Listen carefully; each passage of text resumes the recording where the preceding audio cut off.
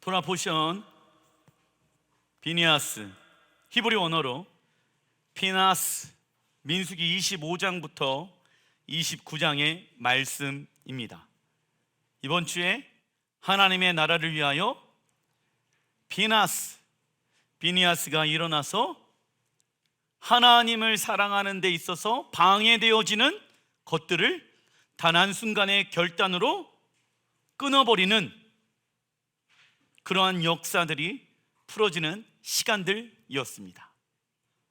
여러분들이 한 주간 말씀을 묵상하시면서 우리가 하나님을 사랑하는 데 있어서 방해되어지는 영역들을 끊어낼 수 있는 시간들이었다라는 것입니다. 발람 선지자의 가르침은 무엇입니까? 그 핵심이 이스라엘을 저주하고 증오하며 하나님께 복만 구하게 하는 기복주의 영이다. 그래서 이 시대에도 이 발람의 가르침을 따라가는 자들이 있다 없다. 그리고 발람의 교훈을 따라가는 자들의 공통적인 특징, 하나님의 말씀은 폐해졌다, 끝났다, 지키지 않아도 된다. 한 번 구원은 영원한 구원이다. 그리고 이스라엘을 시기하고 미워한다. 그런데 요한계시록에 보게 되어지면 버가모 교회의 두 가지의 가르침을 따랐는데 발람의 교훈과 니골라당의 가르침을 따라가더라. 그래서 너희가 하나님의 말씀으로 돌이키는 회개를 하지 않는다라고 하면 하나님의 심판을 받게 되어진다라고 하나님은 교회들에게 말씀하십니다. 이 7교회에게 하나님이 말씀하시는 말씀은 마지막 때의 교회들에게 하시는 주의 경고인 것이죠. 그래서 교회는요, 버가모 교회처럼 이스라엘을 시기하고 미워하는 자가 돼서는 안 됩니다. 하나님의 말씀을 지키지 않아도 구원을 받을 수 있다라는 가르침을 전해서는 안 됩니다. 왜? 그것이 성경에 이미 우리에게 경고하고 있고 주의하고 있기 때문입니다. 발람 선지자의 가르침을 따라서 이스라엘 백성들이 범죄하게 되어지는데 그 결과 이스라엘을 사랑하는 하나님의 질투로 이스라엘은 연병에 걸리게 되어지며 24,000명의 사람들이 죽게 되어집니다. 발람 선지자의 가르침 중에 핵심은 토라를 지키지 않는 것이며, 그리고 하나님 나라에는 관심 없어도 천국 갈 수 있다. 네가 원하는 대로 살아도 천국 갈 수 있다. 그리고 하나님이 필요한 이유는 나의 행복과 만족을 위해 필요한 분으로 여기게 되는 것이죠. 이러한 발람의 가르침은 오늘날에도 교회 안에서 강력하게 역사하고 있다. 이방 신들의 절기를 교회 안에서 지키게 되어지며 거룩한 것과 속된 것, 정결한 것과 부정한 것에 대한 분별력을 잃어버리게 되어졌다. 동일하죠? 이러한 상황에서 모세는 이스라엘 백성들에게 회개를 선포하고 있는데 시므온 지파장 시므리, 히브리 언어로 이 시므리는요 예배자예요. 그런데 이 시므리는 자마르라는 히브리어에서 파생되어졌는데 이 자마르는 악기, 예배, 경배를 뜻합니다. 즉 무슨 말씀이냐면 이 시므리는 시므온 지파장이 되어지는데 이 사람의 하나님의 부르심은 무엇입니까? 하나님을 경배하고 하나님을 찬양하고 하나님을 예배하는 자가 되어야 한다. 그런데 그 장막 안에 누구를 부르게 되어집니까? 미디안 족장의 딸 고스비.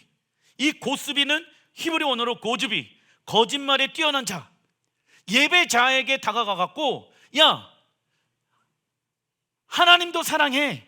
하지만 내가 얼마나 아름답고 이쁘니? 이방 여자인 나를 너가 취해도 돼. 야, 모세도 구스 여인을 취했던 것 봐. 여러분들, 모세가 구스 여자를 취한 것은 그 전장에 보게 되어지면 모세가 이방 나라들과 하나가 되어지는, 이스라엘이 이방 나라들과 하나가 되어지는 한 세 사람에 대한 계시를 받고 난 이유입니다.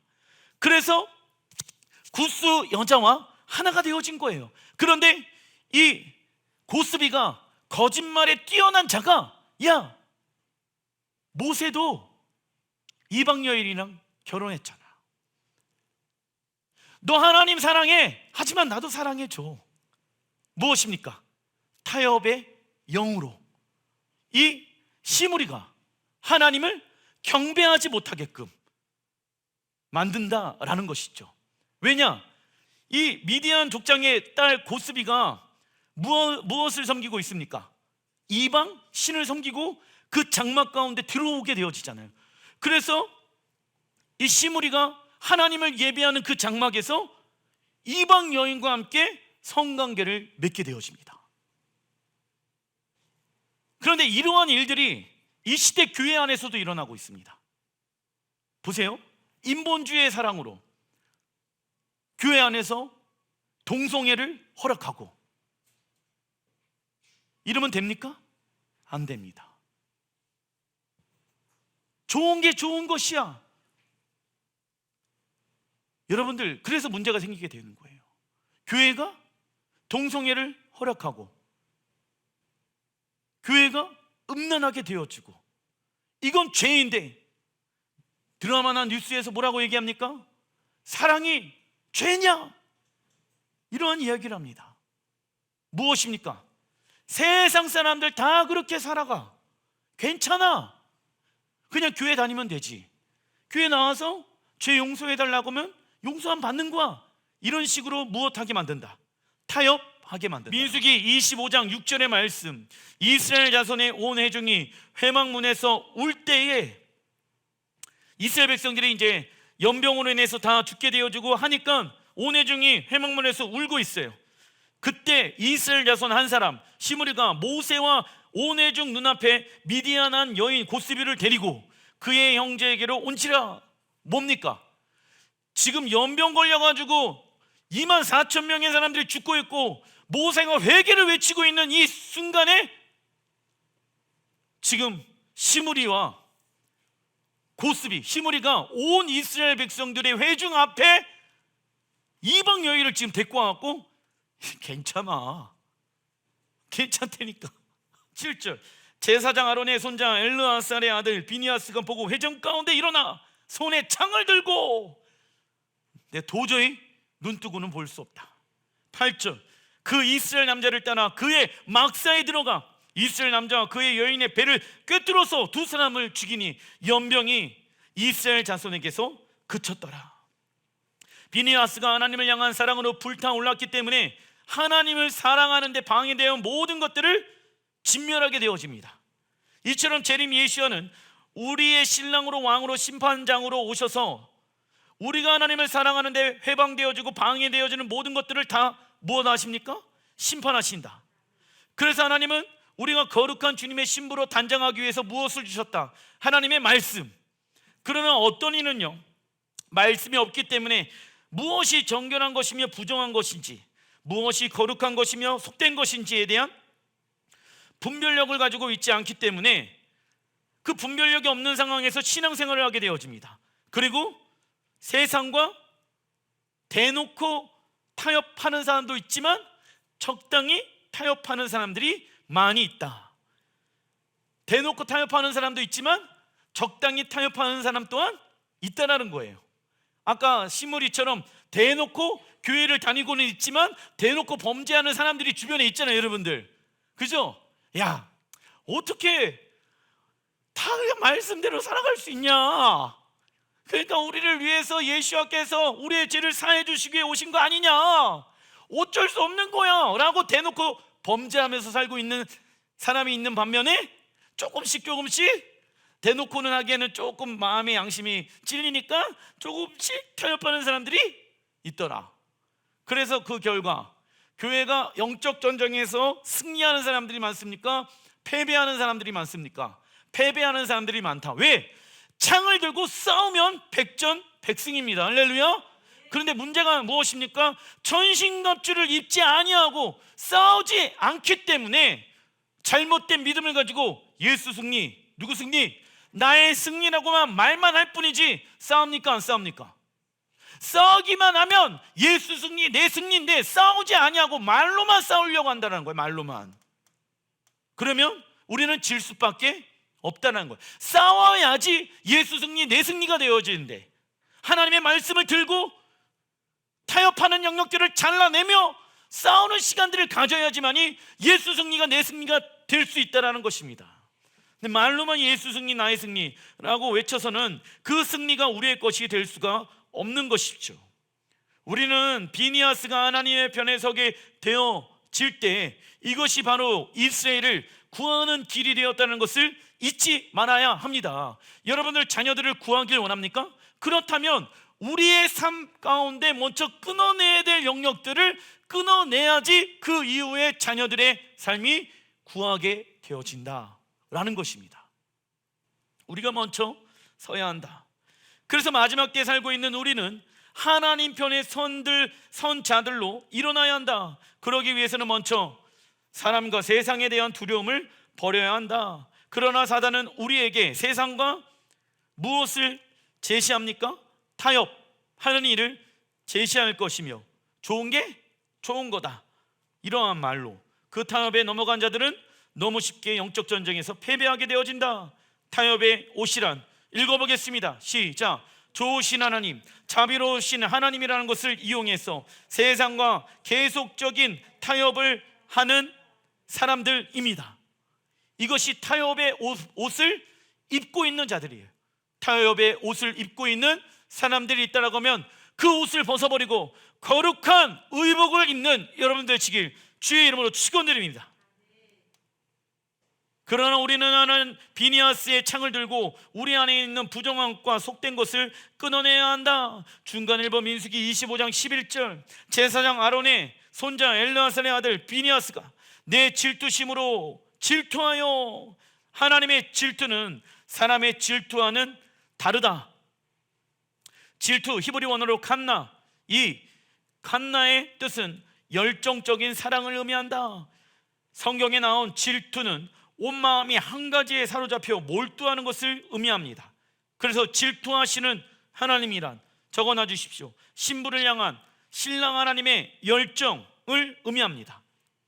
질투하시는 하나님이란 신부를 향한 신랑 하나님의 열정, 내 사랑하는 이가 다른 것을 더 사랑하거나 아니면 다른 것에 마음이 빼앗겨 있다고 하면 당연히 질투가 일어날 수밖에 없게 되어지겠죠.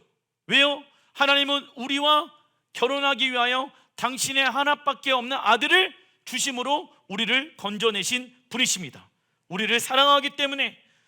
그래서 우리가 하나님을 믿는다는 것은 하나님과 무엇하는 것을 의미합니까? 하나님을 믿는다는 것은 하나님과 결혼하는 것을 의미합니다. 그래서 마지막 때 사단의 미혹과 타협을 누가 이길 수 있습니까? 하나님을 향한 열정적인 사랑을 소유한 자가 대적의 미혹과 타협을 이길 수 있는 것입니다. 목사님, 저는요 마지막 때 그 영적 전쟁에서 승리할 수 있습니다.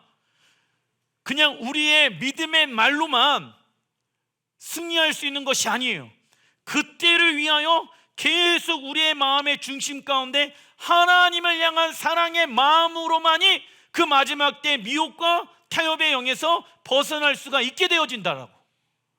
그 사랑하는 마음, 내가 곧 있으면 신랑 예수야를 만나게 되어질 것인데 내가 하나님 이 안에서 타협하고 내가 그 안에서 넘어지지 않기를 원합니다. 그냥 믿음의 고백으로만 그 일들을 할 수 있는 것이 아니라 하나님을 향한 사랑의 마음이 날마다 성장해야지만이 그러한 일이 우리에게 오게 되어졌을 때 우리는 그 일을 뛰어넘어갈 수가 있게 되어진다라는 것입니다. 어떤 이들은 하나님께서 모든 것을 이해하실 것이라고 생각합니다. 그러나 우리가 생각해야 할 하나님의 형상은 어떠한 하나님? 질투의 하나님 엘칸나, 그리고 하나님을 향한 열심을 가진 비니아스의 결단으로 인해 이스라엘은 연병에서 살아나게 되어지며 비니아스는 하나님께 영원한 제사장의 직분을 받게 되어진다. 그래서 이스라엘의 제사장 직분은 다시 회복되어질 것이다. 왜?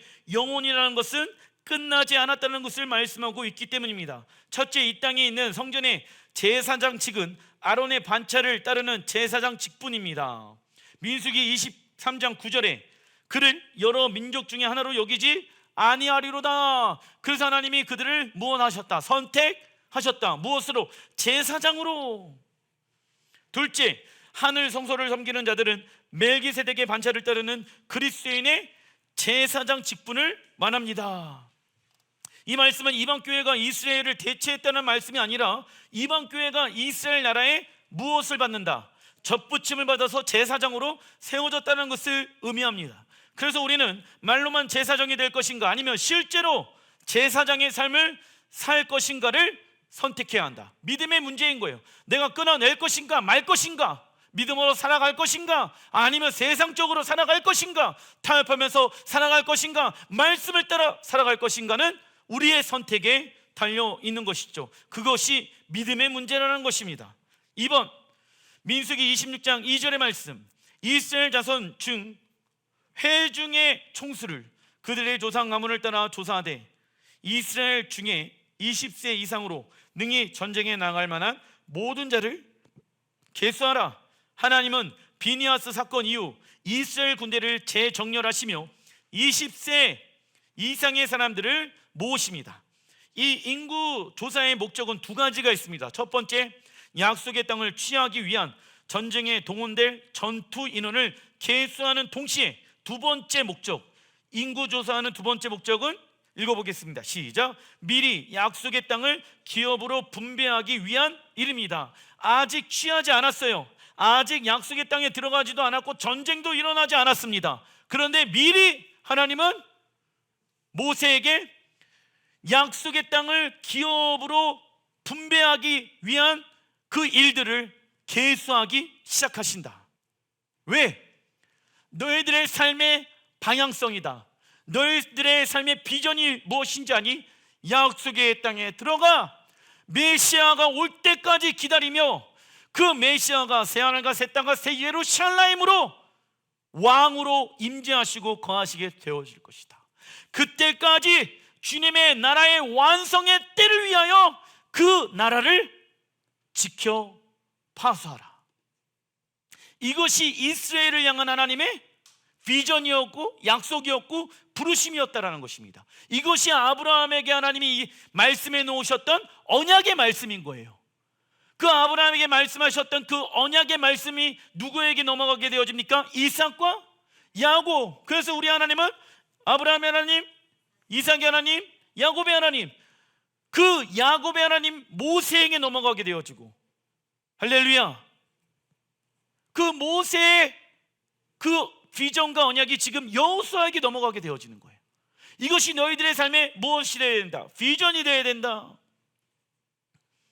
이처럼 하나님은 아브라함에게 맹세하여 주시겠다라고 하신 약속의 땅에 대한 비전을 다시 이스라엘 백성들의 마음 가운데 새겨놓고 계시는 것이죠.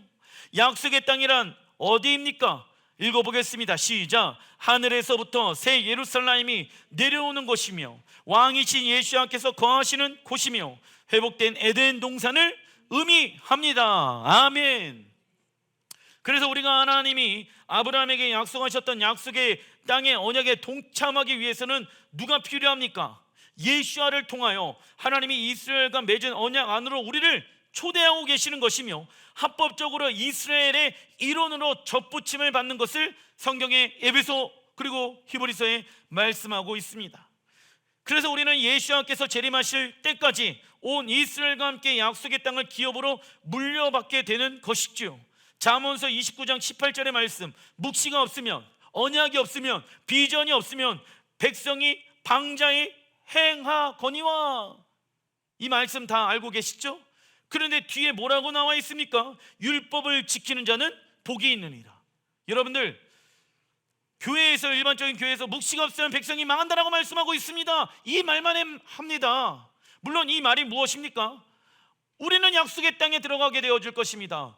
예수님께서 오시게 되어졌을 때 우리는 영원까지 그 땅에서 주님과 함께 영원토록 살 것입니다. 할렐루야. 그리고 그 약속의 땅에 새하늘과 새 땅, 새 예루살렘이 임하게 되어질 것입니다. 이것이 우리의 비전입니다. 그러기 위해서는 우리는 무엇을 해야 합니까?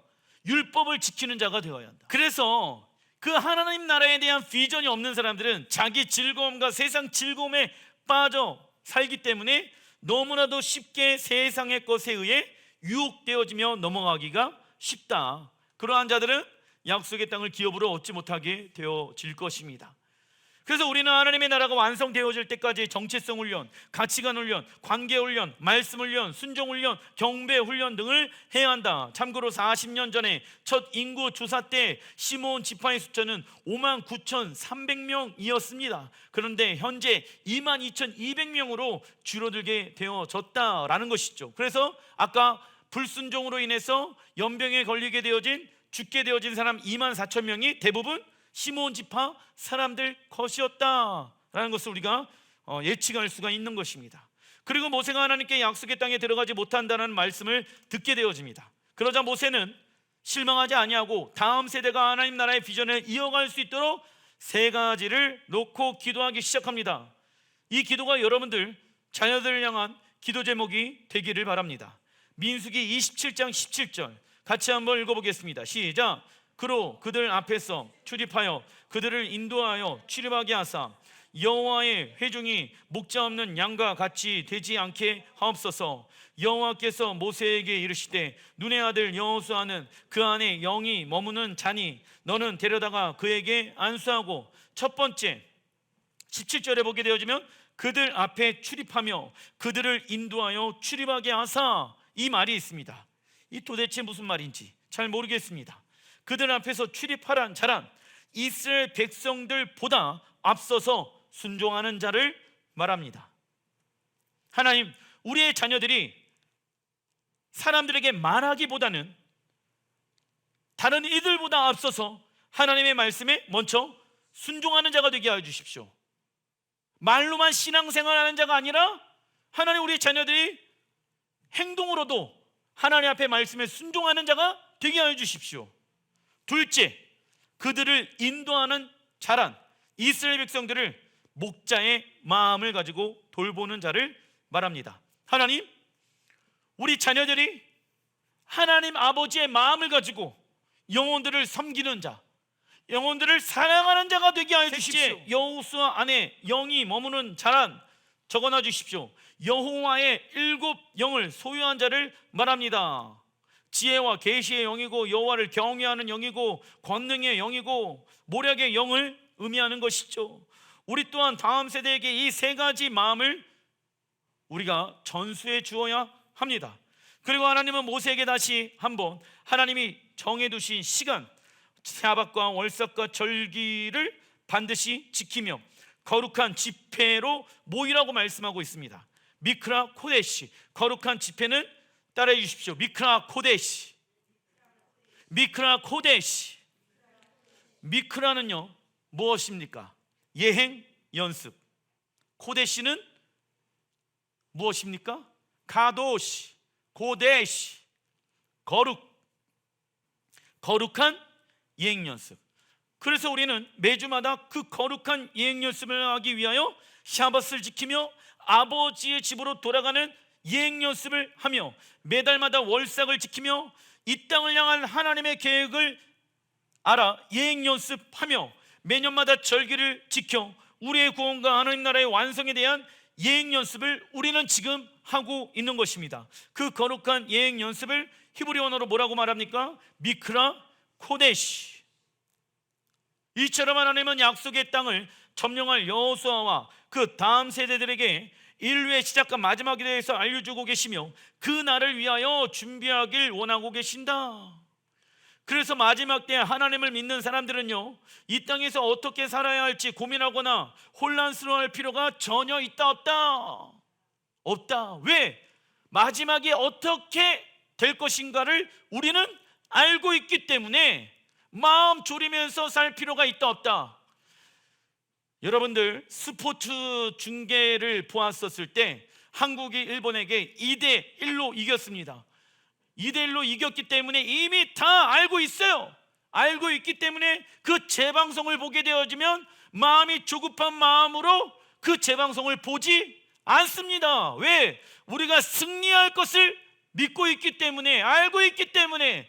이처럼 우리는 하나님의 말씀을 믿고 알고 있기 때문에 예행 연습이 되어진 사람들은요, 그날 두려워할 필요가 없습니다. 그런데 누가 두려워하고 누가 원망하고 누가 불평하는지 아십니까? 준비되어 있지 아니하는 자들, 하나님의 예언의 말씀을 믿지 아니하는 자들, 왜? 믿지 않으니까 그 날을 두렵다라고만 생각하는 거예요. 그러나 사단은 하나님의 절기를 지키지 못하게 하므로 신랑 예수와의 결혼한 날을 분별하지 못하게 할 것이며 방해할 것이다. 단락 2번, 예레미야 선지자는 제사장의 아들이며 남유다가 완전히 멸망할 때까지 40년 동안 하나님 앞에 선지자로 쓰임 받았습니다. 이번 주 예레미야 선지자 당시 이스라엘의 정부는 부패하였고 바벨론의 위협에 사회는 너무나도 혼란스러웠습니다. 이때 하나님은 예레미야 선지자에게 말씀하시죠. 예레미야 1장 4절의 말씀 다 같이 읽어보겠습니다. 시작. 여호와의 말씀이 내게 임하니라 이르시되 내가 너를 모태에 짓기 전에 너를 알았고 내가 배에서 나오기 전에 너를 성별하였고 너를 여러 나라의 선지자로 세웠노라 하시기로 내가 이르되 슬프도소이다 주 여호와여 보소서 나는 아이라 말할 줄을 알지 못하나이다 하니 여호와께서 내게 이르시되 너는 아이라 말하지 말고 내가 너를 누구에게 보내든지 너는 가며 내가 내게 무엇을 명령하든지 너는 말할지니이다. 너는 그들 때문에 두려워하지 말라. 내가 너와 함께하여 너를 구원하리라. 나 여호와의 말이니라 하시고 예레미야에게 뭐라고 말씀하십니까? 너는 그들 때문에 무엇하지 말아라. 두려워하지 말아라. 그들이 너를 죽이려고 하더라도 두려워하지 말아라. 그들에게 회개를 선포해야 한다. 그래서 성경의 많은 인물 중에 비운의 선지자로 불리고 있는 사람, 눈물의 선지자로 부르고 있는 사람이 예레미야입니다. 왜? 예레미야가 선포한 대로 멸망되어지는 것을 눈으로 목격한 선지자가 예레미야예요. 다른 선지자들은 100년 후에, 200년 후에, 400년 후에 하나님의 일들이 실제로 일어나게 되어지는데 이 예레미야는 실제 말한 대로 하나님의 심판이 풀어지는 것을 눈으로 보게 되어집니다. 하나님은 예레미야에게 내가 너를 모태에서 짓기 전에 너를 알았고 내가 어머니 배에서 나오기 전에 너를 성별하였고 너를 여러 나라의 선지자로 세웠다라고 말씀하십니다. 이처럼 하나님이 우리와 함께 하신다는 말씀만이 우리에게 진정한 무엇이 되어야 합니까? 이 말로 예레미야에게 지금 뭐 하고 있는 것입니까? 저는 아이예요. 저는 연약해요. 저는 너무 부족해요. 그런데 하나님 말씀하시는 거예요. 뭐라고? 내가 너를 모태에서 짓기 전에 너를 알았고 너를 성별하였고 내가 너희와 함께 할 것이다. 그런데 하나님이 어디든지 가갖고 내가 너에게 준 그 말을 그 사람들에게 전하라. 두려워하지 말아라. 이제 너는 더 이상 아이가 아니니라. 내가 너희와 함께하리라. 이 말이 예레미야에게 무엇이 되어야 합니까? 그렇죠. 위로가 되어야 한다. 즉 무엇만이 우리에게 참된 위로가 될 수 있다? 돈입니까? 사람의 어떠한 말입니까? 행동입니까? 아니에요. 그건 잠시 잠깐의 위로일 뿐이에요. 진정한 위로는 하나님 말씀입니다. 하나님의 말씀이 내 안에 있으면 내 안에 서러운 일을 경험하더라도 아무도 나를 알아주지 않는 것처럼 보일지라도 내가 그것에 마음을 빼앗기지 아니합니다. 진정한 하나님의 위로를 받는 사람들은 하나님의 말씀이 내 안에 있는 거예요. 애통하는 자는 복이 있나니 하나님의 위로를 받을 것이며 할렐루야. 하나님 앞에 애통하는 자들은 하나님의 위로를 받는다는 것이죠. 예레미야는 저는 아이입니다. 제가 하나님 앞에 얼마나 부끄러운 죄인인지 모릅니다 라고 말하고 있습니다. 이처럼 우리는 하나님을 믿기 전에 어떠한 상태라는 것을 잊지 말아야 합니까? 절대 절망의 상태라는 것을 잊지 말아야 합니다. 그래야 우리의 약함이 하나님 앞에 무엇이 되어진다? 강함이 되어지고 우리의 슬픔이 하나님 안에서 무엇이 되어집니까? 기쁨이 되어지고 우리의 절망이 하나님 안에서 무엇이 되어집니까? 희망이 될 수 있는 것입니다. 중간 1번 예레미야 1장 9절의 말씀, 여호와께서 그의 손을 내밀어 내 입에 대시며 히브리 언어로 나가. 하나님의 초자연적인 역사가 일어나는 그 말씀의 원어가 히브리어 나가.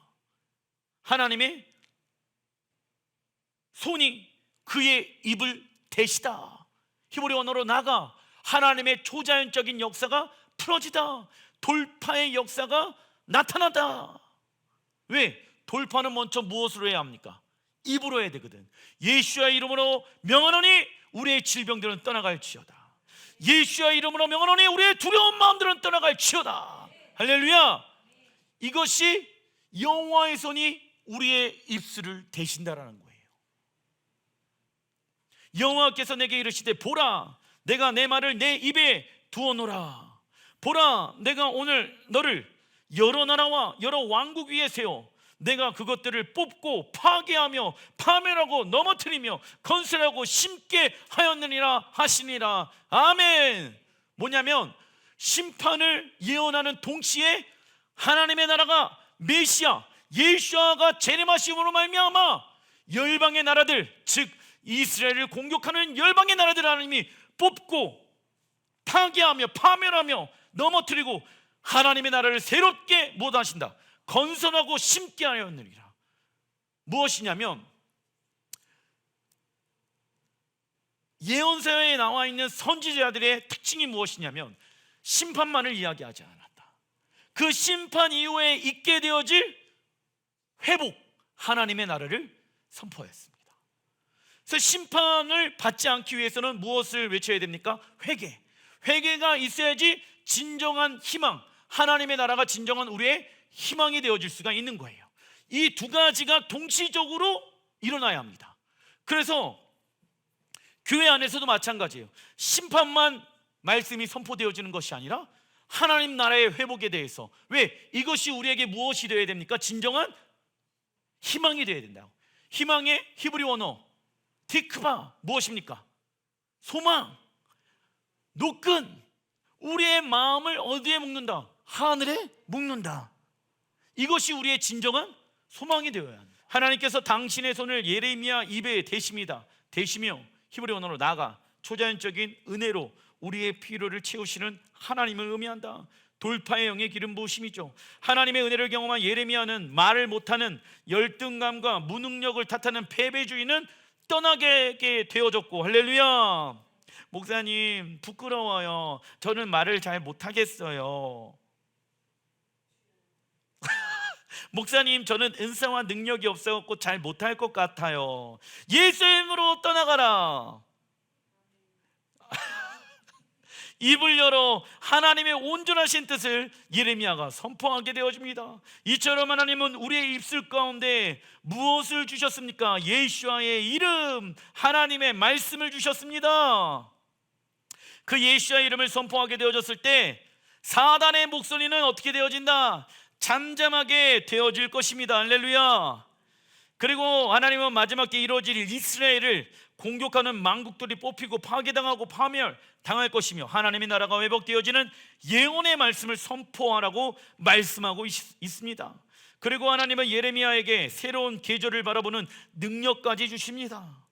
아몬드 나무는 겨울을 지나고 봄이 오기 전에 제일 먼저 피는 꽃입니다. 그래서 아몬드 나무란 겨울잠을 자고 있는 이스라엘 백성들을 깨우는 파수꾼의 역할을 의미한다.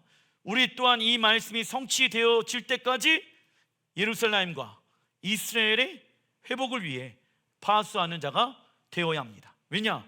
예레미야 1장 9절부터 12절까지에 있는 이 나와 있는 하나님의 말씀이 우리는 그대로 이루어질지라 믿습니다. 그러면 이것을 위하여 우리가 아몬드 나무의 역할을 감당하여서 이스라엘과 예루살렘의 회복을 위하여 우리는 무엇하는 자가 되어야 한다? 파수하고 기도하는 자가 되어야 하는 것입니다.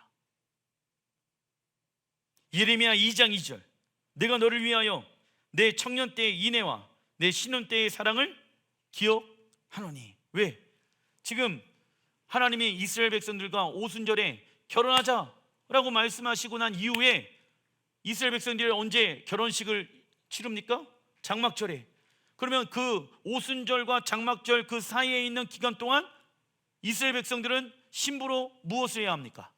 단장해야 되는데 계속 신부로 단장하지 못하게끔 발락과 아까 이야기해드렸던 시몬 지파장 시므리와 음행하는 일들과 그리고 또 발락의 가르침, 발락의 교훈을 따르고 이런 일들이 계속 일어나고 있다는 거예요.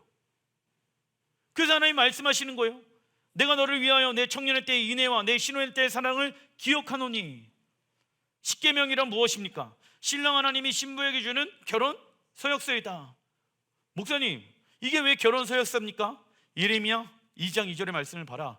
하나님이 그들에게 십계명을 준 것은 무엇이다? 신랑 하나님이 신부 이스라엘에게 주는 결혼 서약서이다 라고 말씀하고 있지 않느냐? 그죠? 이건 안재호 목사가 얘기하는 게 아니라 예레미야 2장 2절에 말씀하고 있다. 십계명은 단순히 율법과 계명이 아니라 무엇입니까? 결혼 서약서입니다. 히브리 언어로 뭡니까? 케투바. 그리고 신부 이스라엘은 결혼 서약서를 가지고 장막절까지 단장 심어야 하지요. 그래서 진정한 결혼식, 혼인 예식이 일어나기까지 우리는 이 땅에서 심는 삶을 살아가야 한다. 십계명 안에는 신부 이스라엘의 신랑 하나님을 위하여 순결함과 거룩함을 지켜내는 방법이 기록되어져 있습니다. 이는 단순히 이스라엘에게만 해당되어지는 말씀이 맞다니다. 아니다. 하나님은 예수와의 십자가를 통해 이방인이 이스라엘에게 접붙임을 받을 수 있도록 길을 열어주셨지요. 요한일서 5장 3절에 보게 되어지면 읽어보겠습니다. 시작. 하나님을 사랑하는 것은 이것이니 우리가 그의 계명을 지키는 것이라. 그의 계명들은 무거운 것이 아니로다. 아멘. 우리가 하나님의 말씀을 더욱더 단단히 움켜잡는 순간 우리 안에 있는 모든 세포와 조직들은 하나님의 능력 안에 거하게 될 것입니다. 그러나 우리가 계명을 지키는 것이 어렵고 힘들다라고 하면 지금 무엇을 먼저 체크, 확인해 봐야 합니까? 하나님과의 관계를 먼저 점검해 봐야 한다. 그래서 예수와는 세상의 지혜와 지식들을 부끄럽게 하실 것이며 하나님의 계명을 지키며 가르치는 자는 천국에서 크다 일컬음을 받게 될 것이라고 말씀하고 있습니다. 왜냐? 그 하나님의 나라는 이루어질 것이며 그 하나님 나라에 우리는 왕으로 부르심을 받을 것이며 거룩한 예수와의 신부로 부르심을 받아 영원까지 우리가 주님과 함께 살 것을 성경은 말씀하고 있기 때문입니다. 그래서 하나님을 사랑하고 이웃을 사랑하는 것은 우리에게 있어서 가장 어떠한 일입니까? 위대한 일이 되어야 합니다. 할렐루야. 기도하겠습니다.